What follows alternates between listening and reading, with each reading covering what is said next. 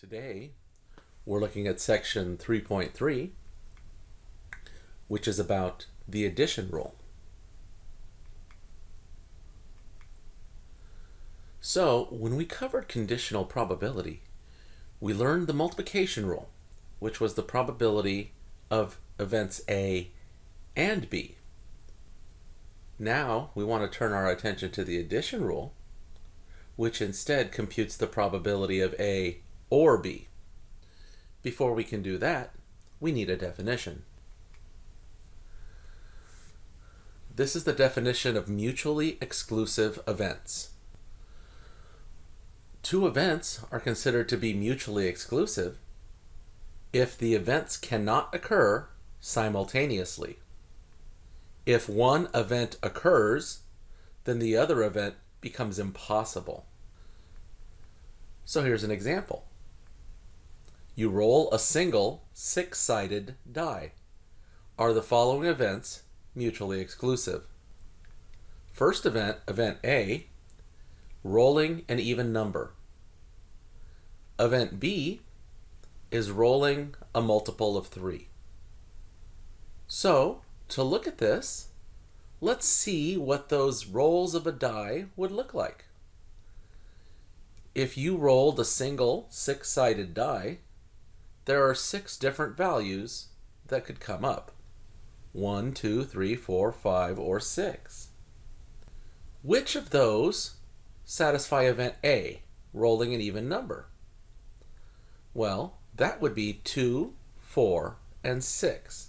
So we've underlined those here. What about a multiple of 3?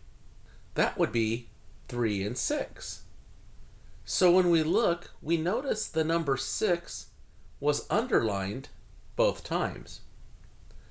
So these are not mutually exclusive, because if a 6 was rolled, then both events would occur simultaneously.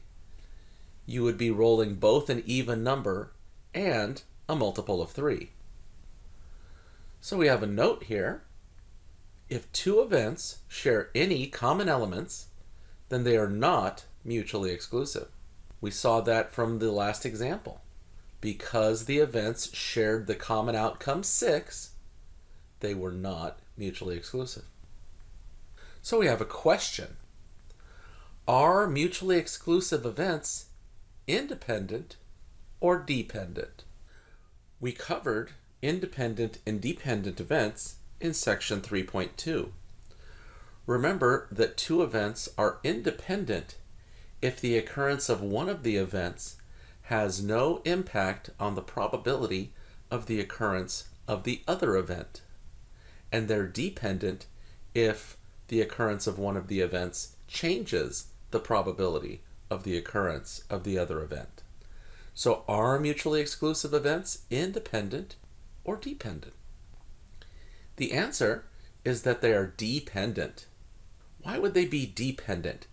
Mutually exclusive sounds like it should be independent, but it's exactly the opposite. Dependent means that knowing that one event occurs changes the probability that another event occurred. If two events are mutually exclusive, then if you know that one of the events occurred, that changes the probability of the other event to 0. It's no longer possible for it to happen. So because the probability of the other event changed, they are dependent. Moving on, let's look at another example. You roll a pair of 6-sided dice. Find the following probabilities. Event A, rolling a sum that is a multiple of 3. Event B, rolling a sum that is a multiple of 4.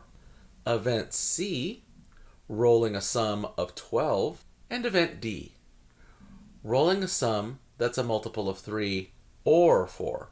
So let's take a look at event A, rolling a sum that is a multiple of 3.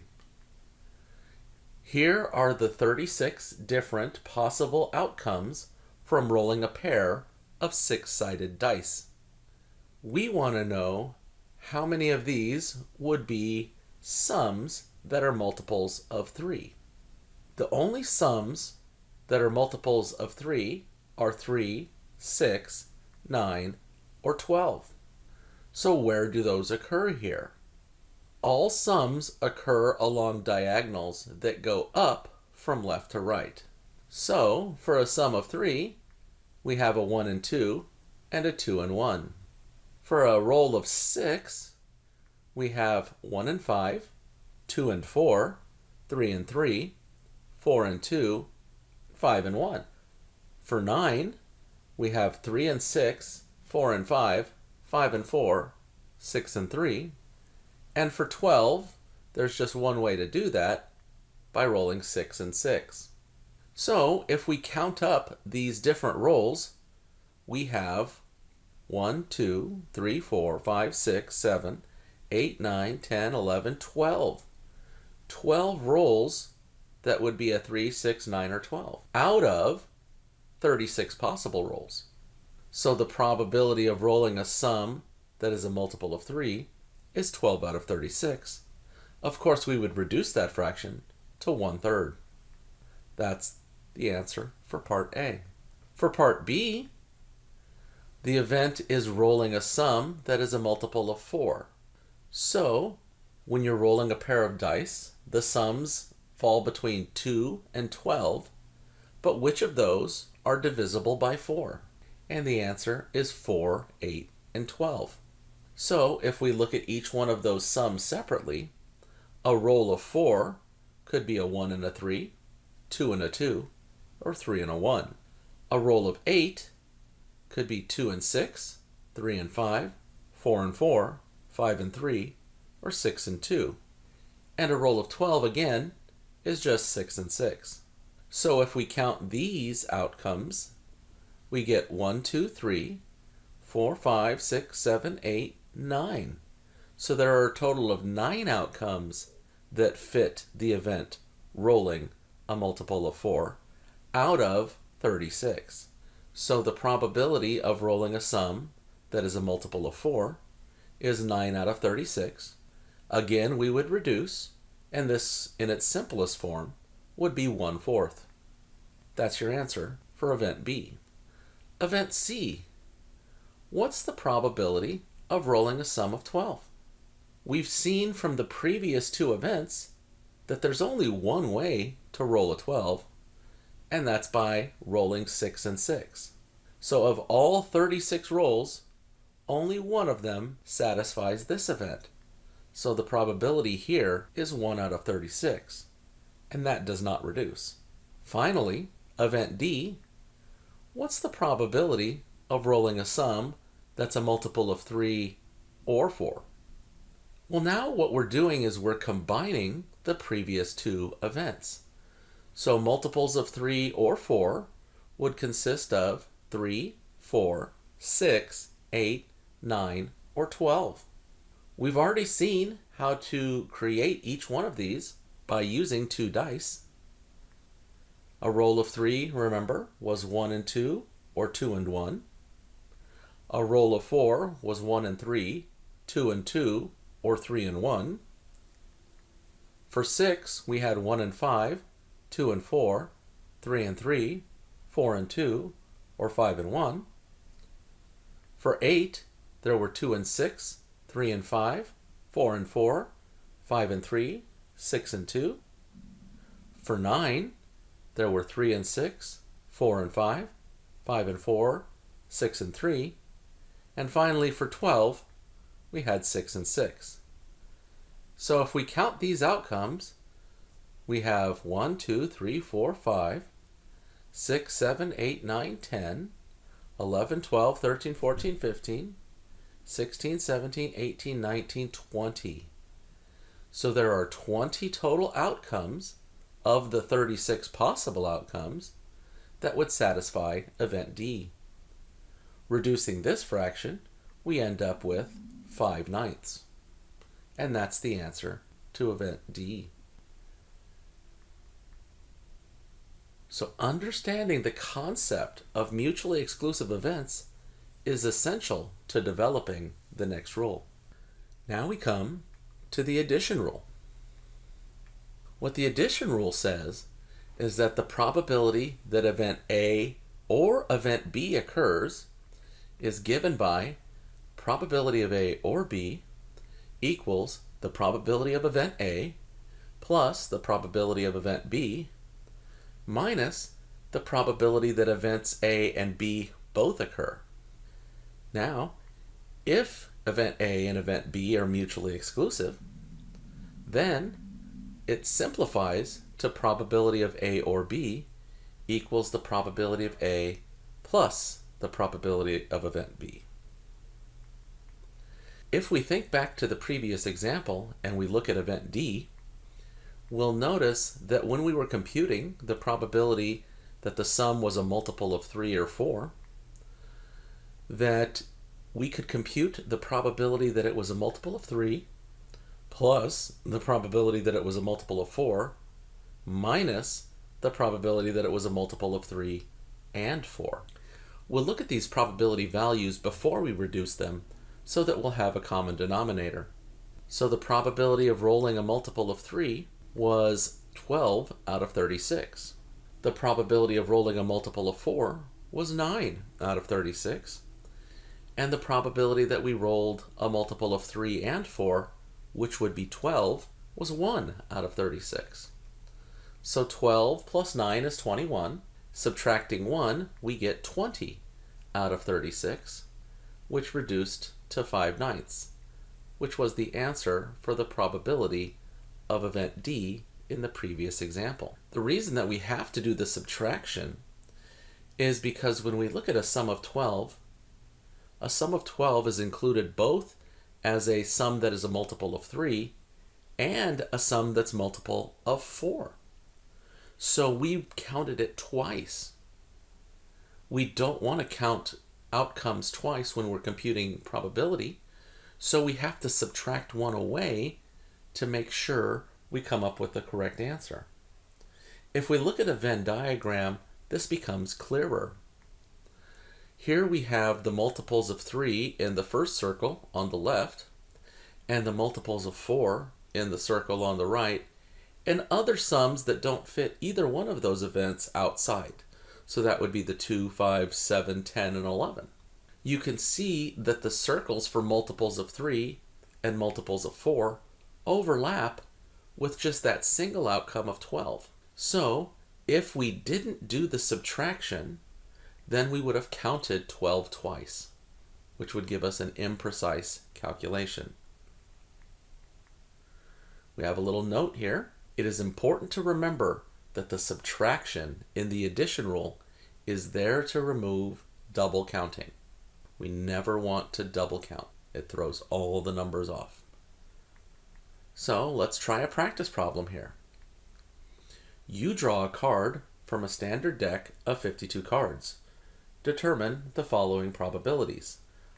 What's the probability of drawing a spade or drawing a face card? And second, what's the probability that you draw an ace or you draw a heart? So pause the video, give this a try, and when you're all ready, press play. Okay, so let's look at a solution. Here's the card diagram that we've seen several times in previous sections. The probability of drawing a spade or a face card. So let's look at the spades first. Probability of drawing a spade would come from this line, the third line down on our diagram. And remember that there are 13 cards that are spades. So when we calculate this according to the addition rule, we would start by calculating the probability of drawing a spade, which is 13 out of 52. But what about face cards? Well, face cards fall into this category. So that's the last 3 columns, all are face cards. There are 12 cards in that grouping. So we have 13 out of 52 plus 12 out of 52. But we've double counted. You can see that the jack, queen, and king of spades have all been counted twice. We counted them when we counted the face cards, and we also counted them when we counted the spades. So we have to subtract away those 3 double counted outcomes. So when we do this calculation, we end up with 22 out of 52, which reduces to 11 out of 26. And that would be your answer for part A. For part B, drawing an ace or drawing a heart, if we start with the aces, they are here in the first column. There are 4 of those out of the 52 possible cards. And then if we look at the hearts, that's this top row. There are 13 hearts in a deck. But notice we've double counted one card. The ace of hearts was counted both when we counted the hearts and when we counted the aces. So we have to subtract away 1 out of 52 for the one card that was double counted. So that calculation gives us 16 out of 52, which reduces to 4 out of 13. Let's look at another example. The members of a new gym are evaluated when they join, and various types of demographic information are collected. 2 such pieces of information are weight and height. The information is presented below.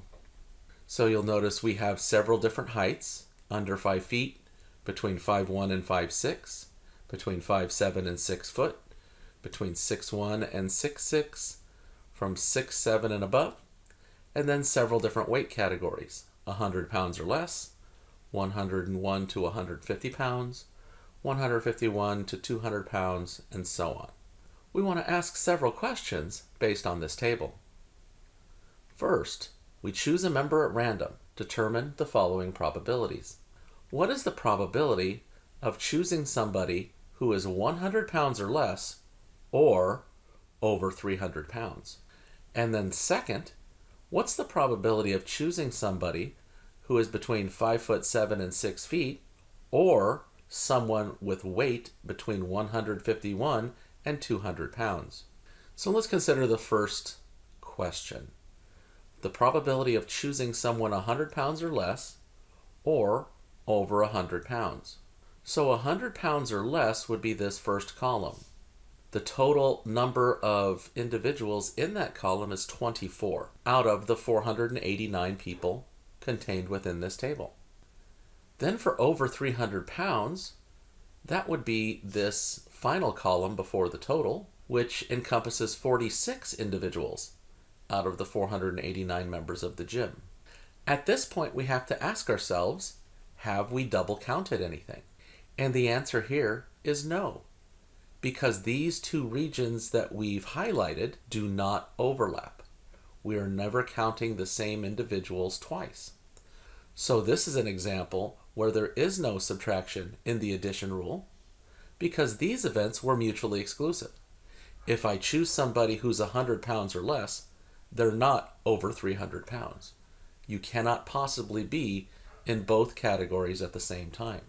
So we add these together and we get 70 over 489, which is our probability in part A. For part B, the probability of choosing someone who falls between 5'7" and 6 foot or someone with weight from 151 to 200 pounds. Well, if we start with the height, the probability of choosing somebody between 5'7" and 6 feet, there are 174 individuals in that category, so that would be 174 out of 489. Then, when we look at the weight category between 151 and 200 pounds, there are 143 individuals out of the 489 that fall into that category. This time, though, there are individuals who have been counted twice. You'll notice that where the two regions overlap, there are 39 individuals that both fit the height requirement and the weight requirement. So those 39 people have been double counted. That means we must subtract 39 over 489 because these are not mutually exclusive. And when we do this final calculation, we end up with 278 over 489, which would be the answer for part B. Sometimes creating a Venn diagram can help you organize data and calculate probabilities. So here's an example. At a nursing home, There are 110 residents.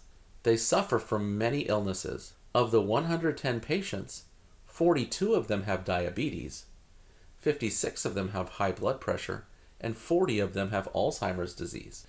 There are 17 patients with diabetes and high blood pressure, 20 patients with high blood pressure and Alzheimer's, and 15 patients with diabetes and Alzheimer's disease. 8 patients have all 3 of these conditions. A random patient is chosen from the residents. Determine the following probabilities. First, what is the probability that this patient has diabetes or Alzheimer's disease?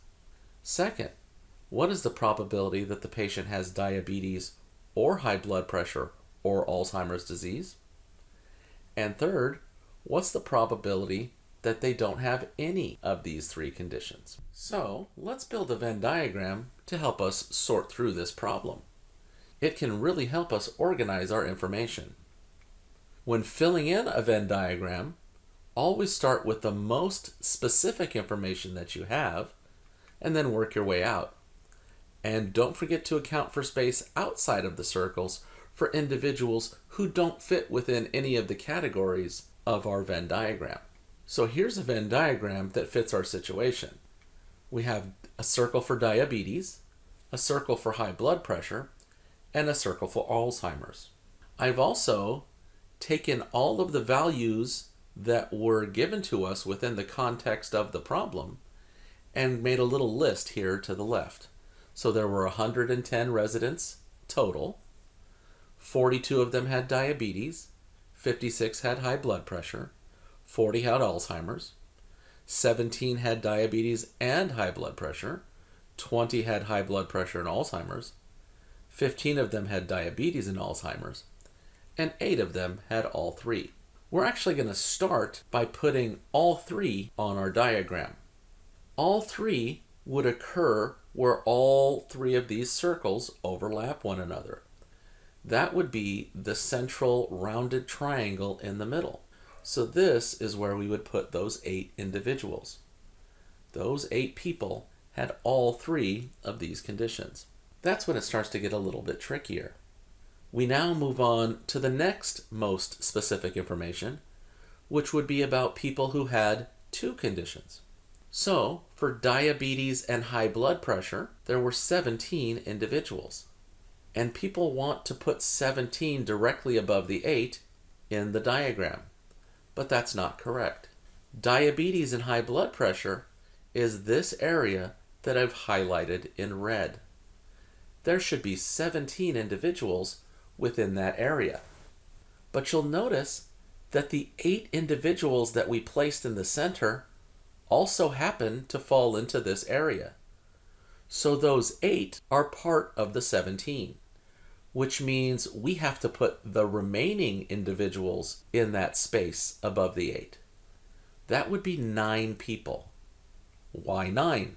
Well, 9 plus 8 gives us the 17 total that should be in the diabetes and high blood pressure area. So those 9 individuals have diabetes and high blood pressure, but not Alzheimer's, and the other 8 have diabetes and high blood pressure and Alzheimer's. But together, there are 17 who have diabetes and high blood pressure. We have to approach the other 2 areas that have 2 conditions similarly. Moving on to high blood pressure and Alzheimer's disease, that would be the highlighted region in red. You'll notice that out of the 20 people we need to put in here, there are already 8 represented in that center region. So that means we need to insert 12 more into this area to make a total of 20. Finally, for 2 conditions, we have diabetes and Alzheimer's. There should be 15 individuals in this region. Again, the 8 that we placed initially fall into that 15, so that requires us to add in 7 more to get a total of 15. So at this point, you should notice we have 8 that have all 3, 17 that have diabetes and high blood pressure, and that 17 is made from the 9 and the 8. There are 20 that have high blood pressure and Alzheimer's, made from the 8 and 12. And there are 15 that have diabetes and Alzheimer's, and that 15 is comprised of the 8 and the 7. Now we move to one condition.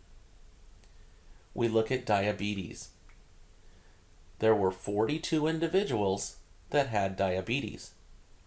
But when you look at this diagram, that diabetes is the whole circle. There are already 3 numbers within that circle: 7, 8, and 9.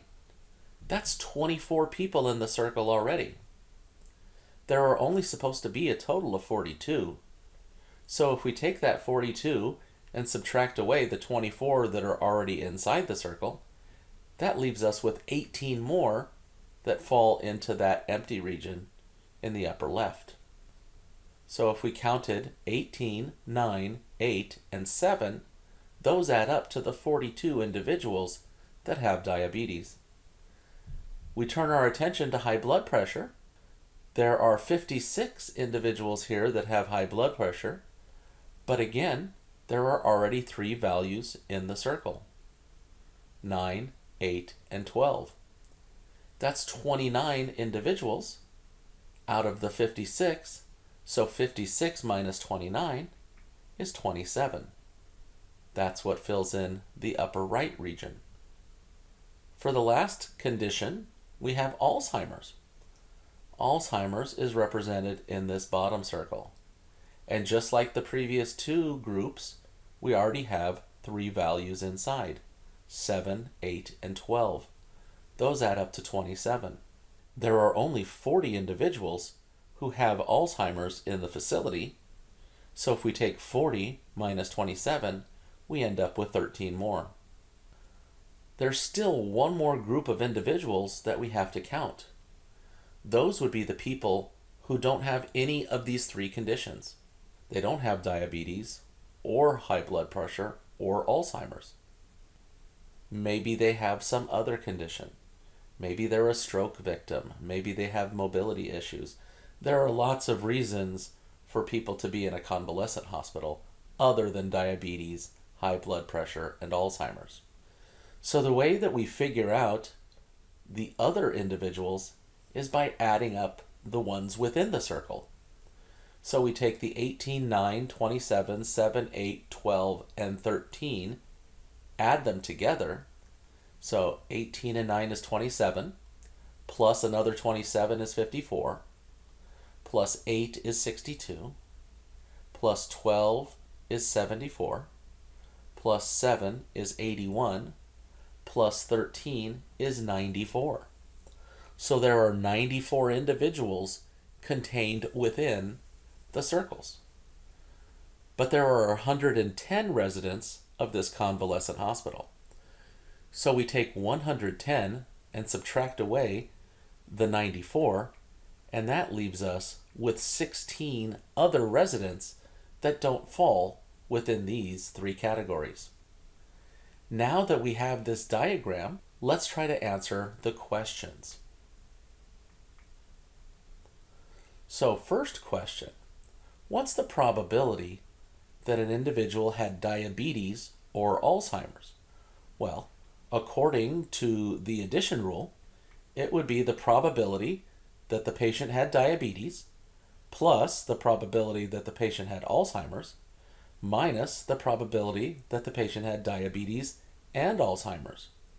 The probability that the patient had diabetes was 42 out of the 110 patients. The probability that the patient had Alzheimer's was 40 out of the 110 patients. And then the probability that they had both diabetes and Alzheimer's was 15 out of the 110 patients. So when we do this calculation, we end up with 67 out of 110. You should notice that we didn't really use the Venn diagram here at all. We just used numbers from our initial list. However, we could have used the Venn diagram. If we look at diabetes and Alzheimer's, that's this area contained within the 2 red circles. If we add up the numbers in those red circles once and only once, watch what we get. 18 and 9 is 27, plus 8 is 35, plus 7 is 42, plus 12 is 54, plus 13 is 67. So those values add up to the 67 that makes up the numerator of our fraction. And we put that over the 110. So you could have totally done this using the Venn diagram without using the addition rule at all. Part B. Probability of diabetes or high blood pressure or Alzheimer's. The addition rule can be extended just like the multiplication rule can, but it's a very difficult extension. So if we look at this and just use the Venn diagram, it's much easier to answer the problem. We look at all of the circles and add up the numbers inside. We did that when we were computing the number outside, and we found out that they added up to 94. So 94 out of 110 is the probability that a randomly chosen patient has one of these three conditions. We reduce that to 47 over 55. Finally, the probability that a patient had none of these conditions, well, that would include the individuals outside of the circles, not the ones inside. So there are 16 such individuals, so 16 out of 110 would reduce to 8 over 55. And that would be the answer for part C. How about a practice problem?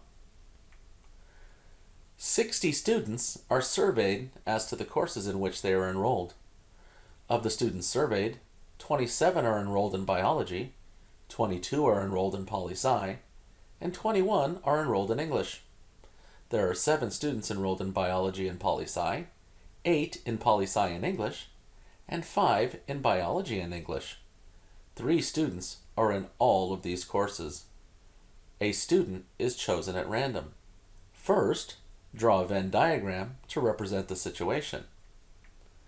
Then, find the probability that the randomly chosen student was taking biology or poli-sci. Third, find the probability that they were taking biology or poli-sci or English. And finally, find the probability that the student was taking none of those classes. So pause the video, give this a try, and when you're all ready, press play. Okay, let's take a look at the solution. First, we want to draw our Venn diagram. We'll make a list of values from the initial problem. There were 60 students, 27 in biology, 22 in poli-sci, 21 in English. There were 7 students in biology and poli-sci, 8 in poli-sci and English, 5 in biology and English, and there were 3 students taking all 3 courses. An appropriate Venn diagram would look something like this: a circle for biology, poli-sci, and English. Again, we always start with the most specific information, which in this case would be about students taking all 3 of the courses. That would fall into that central rounded triangle, and there were 3 students taking all 3 of the courses. Then we move on to students taking 2 courses. We'll start with biology and poli-sci. There were 7 students taking biology and poli-sci, but there were already 3 students in this region. So that means we would have to include 4 more in the empty spot. For poli-sci and English, there were 8 individuals taking those 2 classes. And again, we already have 3 individuals within that region, so that would mean we need an additional 5 to get to a total of 8. We look to biology and English. For biology and English, there were a total of 5, but just like in the previous 2 pairings, we notice we already have those 3 individuals in the center as part of the 5 we need, so that leaves us room for an additional 2. We now move on to single classes. Biology had 27 students enrolled, but when we look at the biology circle, there are already 4 numbers inside, 2, 3, and 4, add up to 9. So that means we need 18 more students to get a total of 27 within the biology circle. We do something similar for poli-sci. There are 22 students taking poli-sci, but the 4, 3, and 5 add up to 12. So that means we need an additional 10 students to get to a total of 22 within the poli-sci circle.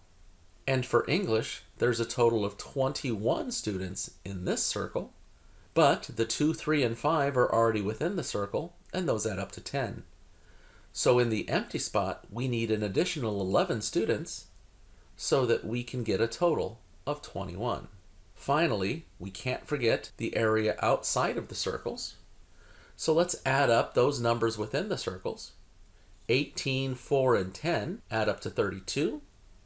2, 3, and 5 add up to 10, so 32 and 10 is 42, plus those 11 at the bottom is 53. But there's a total of 60 students altogether that were surveyed, so that means there were an additional 7 that weren't taking any of these courses. So now that we have our Venn diagram all set up, we can answer the other questions. For part B, what's the probability that the student was taking biology or poli-sci? Well, according to the addition rule, we would compute the probability that they were taking biology plus the probability that they were taking poli-sci, and then subtract the probability that they were taking biology and poli-sci. So the probability that the student was taking biology was 27 out of 60. The probability that they were taking poli-sci was 22 out of 60. And the probability that they were taking both biology and poli-sci was 7 out of 60. So when we add those together, we end up with 42 out of 60, which reduces to 7/10. That would be the probability in part B. But notice we could have also done it using the Venn diagram. Add up those numbers in biology and poli-sci once and only once. So 18, 4, and 10 add up to 32. 2, 3, and 5 add up to 10. So 32 and 10 make 42, which is exactly what we got in the numerator of our answer fraction before we reduced. For part C, because we don't have the extended formula for the addition rule, the way we want to do it is just by adding up all the values inside the circles and putting that over 60. So when we added those up, we got 53. So 53 over 60.